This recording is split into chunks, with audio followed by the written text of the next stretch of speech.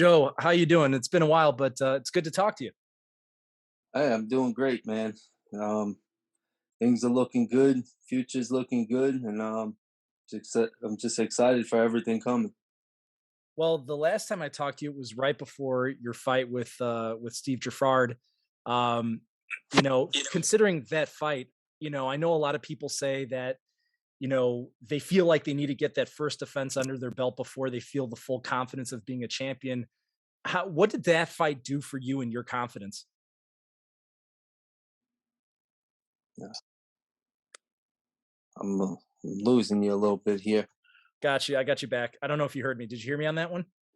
Yeah, just the fight in general. It was a good fight.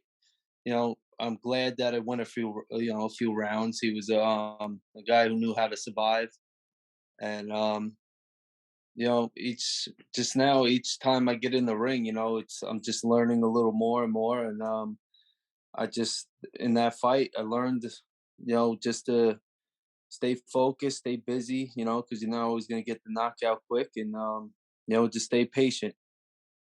I know that you're used to sudden change. I mean, there's been enough life events that have altered the course of everyone's life, and of course, your life as well with COVID. And having Callum Johnson assigned to be your opponent, and then have him get COVID, and then have to have a new opponent. What was that experience like, and how did that all transpire? It was tough. He was a last minute replacement, and he was in shape. He was training for another fight, but just their styles was completely different. And I didn't know anything about Steve Jaffard until they mentioned his name to me and told me I was fighting him. So your whole game plan, everything you worked and were working on for that particular guy, now I'm somebody different. So you don't know what to expect. It was a whole new game plan when we went in. When you get the news that hey, Callum Johnson's out, Steve's in, what are the steps that you take to kind of shift your brain from one fighter to another?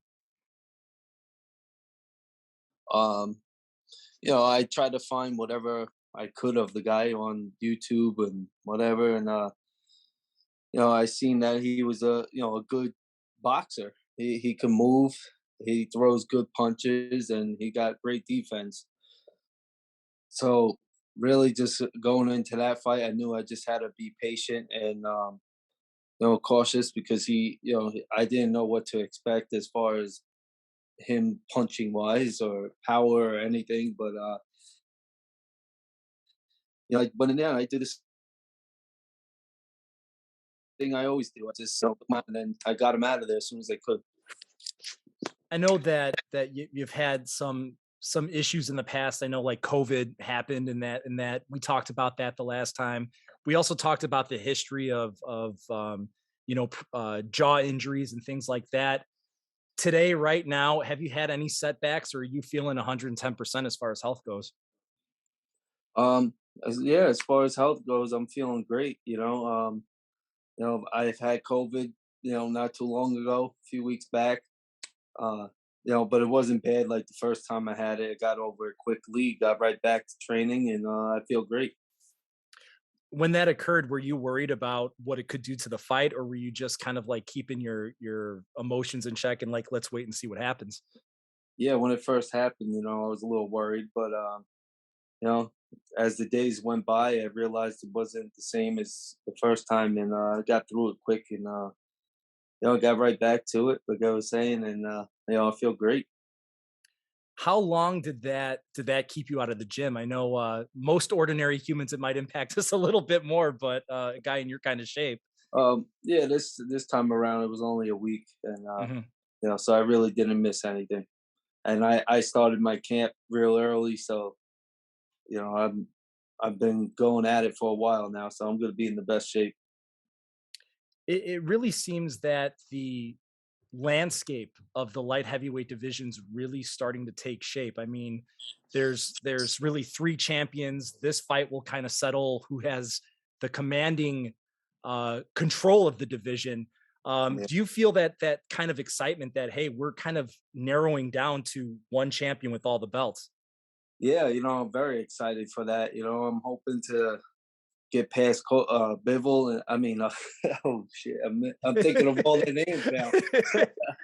Well, yeah, I'm looking forward to get past this guy, and if I could do it, get Beterbiev out of there, and my next goal is unify the division. That's what I want to do. So I'm just really, it's motivating me more to just work hard every day and do my best. You've had, I know your last fight you fought in New York, but Madison Square Garden obviously is a little bit different. I mean, this is the heart of New York City. It's your city, you being a Long Island guy. How much does that mean to you taking place in this venue with this type of atmosphere? It's gonna be great. I can't wait because I haven't fought close to home in a while, and I actually never fought as a professional at the Garden, so that's something that that's going to be great, a great experience, and I know it's close to home, so a lot of people are going to go. Do you feel like I know a lot of people feel like, maybe a home city advantage helps them out. It doesn't help them out. It's a psychological advantage. What are your thoughts on that? Um, I don't think, as far as my concern is, I just got to go in there and give it my best, and I'm going to win this fight. But as far as judges, everything, I believe it's going to be fair, a fair fight, fair judging. I don't think there's going to be any favor in this fight. Looking at Beterbiev, his last outing was just a month after your fight. He took on Marcus Brown. It was a tough fight. There was a lot of blood spilled. What did you think of his performance against Brown? Well, yeah, I thought it was actually a great performance because to overcome what he did in that fight, getting headbutted like that, and the just the things that Marcus was doing to him was a lot of dirty stuff, and he pushed through it, and he showed that he's a true champion, and pushed through and just looked great. Cons- It was a rough there- fight at some points, but he pulled it out. as far as looking at the two of you, as far as age being a factor, I know there's only 5 years between the two of you, but between 32 and 37, that's a significant amount of time, especially when you're getting into the 30s. Do you think age might be a factor in this one? I don't know. We'll have to see, but I know he's always in great shape. He's physically, you know, very strong and tough guy. You never see him get tired in a fight. So I believe he's still at his peak. So we'll have to see. Considering his tendency to want to kind of jump in, I mean, obviously, in the last fight, he got the headbutt, which we can, say maybe it was a little bit of dirtiness on Marcus Brown's part, but he kind of likes to go at it. He's a KO puncher. He's knocked out all of his opponents. Do Mhm. you see this one, where it's two guys that are searching for a knockout? Yeah, I mean we got two. I believe we're the two biggest punchers in the division. Two of the hardest hitting guys in the world right now. So I mean, it's going to be a great fight, and we could expect a knockout. But if not, I believe the fight will go the distance. If because I've never been knock on at something, but I haven't touched the canvas yet. So Mhm. um, and I've been in there with the best of the best. I've been in there with the top of the competition in the light heavyweight division. So I'm excited. Do you think that considering the fact that you've gone the distance and he never really has, do you think that gives you just a little bit of an edge in terms of confidence that, hey, I know I can go all 12. This guy hasn't done that. What does that kind of do for you to your self confidence? Yeah, I mean, somewhat. Yeah, it's definitely a little confidence in that end. Definitely the later rounds may be in my advantage, but I've seen him get stronger as the fight goes on in all his fights. So that's another thing that's questionable. But I always get stronger too as the fight goes on. So I believe it's going to make for a great fight. As what seems to be kind of the status quo with the light heavyweight division, just like you had your fight, with Jafard, and then a month later, Beterbiev was fighting. Here again, we just had Bivol fighting Canelo. Did you assume that Bivol was going to win that fight? I had I thought I myself, like, just from being in the ring with him and watching Canelo all these years and seeing how he fights. A lot of the guys he fights are guys that just come after him, trying to, you know, knock out or be aggressive. And I knew Bill that kind of fighter, so I knew he was going to give a, a great fight. And I actually put some money on Bivol, and I won a little bit. I'm assuming it wasn't like $10,000 Floyd type style, but Yeah, few bucks, a few bucks. but I hear you. oh, I just I'm a little concerned on what that's gonna do for the light heavyweight division now, because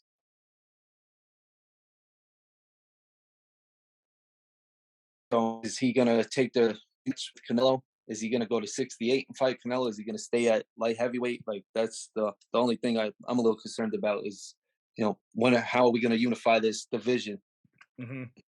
Well, and it seems there's a lot of politicking. Obviously, when we talk about sanctioning bodies, mandatories, that always comes into play. As far as Bivol goes, obviously you had your fight with him in 2019.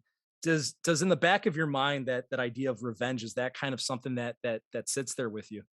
Yeah, for sure. And I I feel I have improved a lot since that fight. I've changed a few things about myself, and each fight I've gotten stronger and stronger. So I believe this time around it'll be a much better fight, different fight, and I'm just looking forward to it. I don't know. Yeah, I would assume that every fighter kind of deals with stuff. I mean, there's so many people talking. I mean, you have social media now, so there's so many other voices that are out there.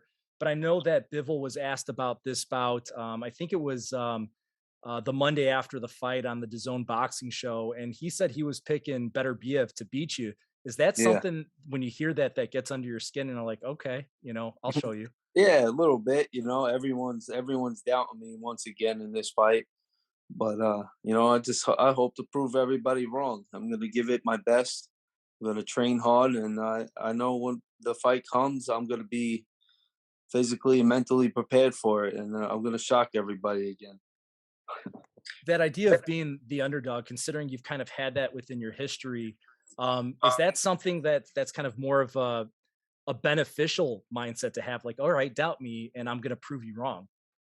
Um, yeah, it is, but it's getting old. I Hmm. wanna I wanna prove that I belong here at the top, and I'm hoping to take these guys all out. And when Bivol said that too, it hurt my feelings a little bit. So that's even more of a reason why I want to get that rematch. Well, no doubt, and I think if you win this one, I don't think anyone's going to be doubting you, Joe. But thank you so much for taking the time, and best of luck. Yeah, no problem. Thank you, man. I appreciate it.